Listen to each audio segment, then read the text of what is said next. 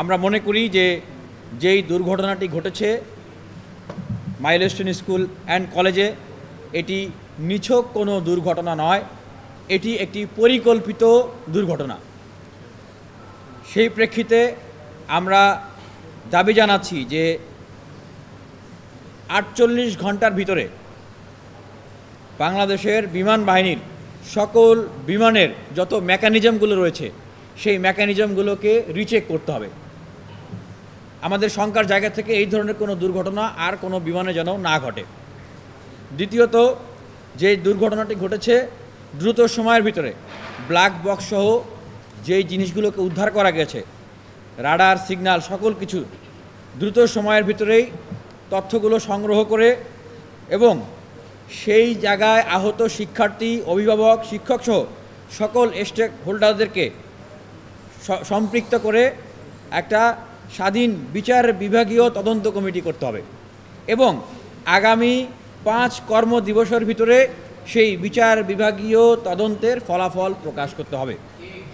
ওদের স্বপ্ন পূরণে পাশে থাকতে পেরে আমরা গর্বিত।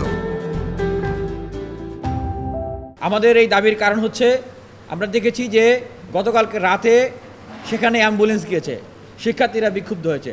প্রশ্ন হচ্ছে যে রাতের বেলায় কেন আসলে সেখানে অ্যাম্বুলেন্স যাবে? অ্যাম্বুলেন্স তো যাওয়ার কথা না। এবং এই যে আহত হওয়ার এবং নিহত হওয়ার যে সংখ্যা, এই সংখ্যা নিয়ে শিক্ষার্থী সহ এখন পুরো দেশের মানুষের কাছে একটা আস্থাহীনতার জায়গা তৈরি হয়েছে। কেন তৈরি হয়েছে? কারণ সরকারের নির্ভরযোগ্য জায়গা থেকে তথ্যপত্র এখনও সেভাবে উপস্থাপন করা হচ্ছে না বা যাচ্ছে না, যে কারণে মানুষের মাঝে সেই অস্পষ্টতা। এবং আমরা দেখেছি যে আইএসপিআর থেকে তথ্য সরবরাহ করা হচ্ছে। আমাদের কথা হচ্ছে যে কেবলমাত্র আইএসপিআর থেকে কেন তথ্য সরবরাহ করা হচ্ছে, যেহেতু তাদের তথ্য মানুষের কাছে এবং শিক্ষক শিক্ষার্থীদের কাছে এই মুহূর্তে পুরোপুরি গ্রহণযোগ্য নয়, গ্রহণ করছে না। কারণ তাদের কৃতকর্ম নিয়ে সকলের মাঝে এখন, বিশেষ করে যারা শিক্ষার্থী রয়েছে তাদের মাঝে প্রশ্ন রয়েছে। তাহলে কেন আইএসপিআর এর সাথে সরকারের যে সংশ্লিষ্ট মন্ত্রণালয়, স্বাস্থ্য মন্ত্রণালয়, আইএসপিআর এর সাথে যে সেই শিক্ষা প্রতিষ্ঠানের যিনি প্রিন্সিপাল আছেন, দায়িত্বশীলরা আছেন, তাদেরকে সম্পৃক্ত করে একটা বোর্ড করে কেন আসলে এই তথ্যগুলোকে উপস্থাপন করা হচ্ছে না? আমরা সেই প্রশ্নটা রাখতে চাই।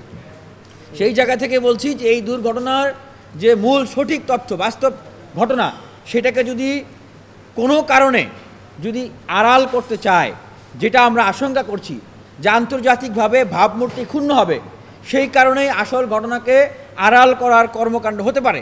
যে বিষয়গুলো আমরা অতীতে দেখেছি যে আপনার সেই ধান খেতে আপনার বিমান বিধ্বস্ত হয়েছে, আলু খেতে বিমান বিধ্বস্ত হয়েছে, চট্টগ্রামে বিমান বিধ্বস্ত হয়েছে, বরিশালে বিমান বিধ্বস্ত হয়েছে। এই সমস্ত বিমান বিধ্বস্ত হওয়ার পরবর্তীতে কিন্তু আমরা কোনো ধরনের তথ্য আর কিন্তু পাই নাই, আমরা কিন্তু মানুষ কিন্তু জানি নাই। শেষ পর্যন্ত যখন উত্তরা এই মাইলস্টোন স্কুলে যে বিমান দুর্ঘটনা ঘটলো, এখানে এতগুলো শিশু আহত হলো এবং নিহত হলো, তারপরে এটা কিন্তু সবার টনক নড়ল। আমরা এখানে একটা প্রশ্ন রাখতে চাই। আমাদের প্রশ্নটা হচ্ছে যে যদি এইটা বিমান চলাচলের রুট হয়ে থাকে, তাহলে এইখানে স্কুল কোথা থেকে আসলো? এইখানে স্কুল কেন থাকবে? এখানে শিশু বাচ্চারা কেন থাকবে? আর এইটা যদি স্কুলের জায়গা হয়ে থাকে, তাহলে এইটাকে কিভাবে বিমান চলাচলের রুট করা হলো? তার মানে এইখানে একটা শুভঙ্করের ফাঁকি আছে, কোনোটা ঠিক কোনোটা ভুল। সুতরাং এর দায় অবশ্যই সরকারকে নিতে হবে, বাংলাদেশ বিমান বাহিনীকে নিতে হবে।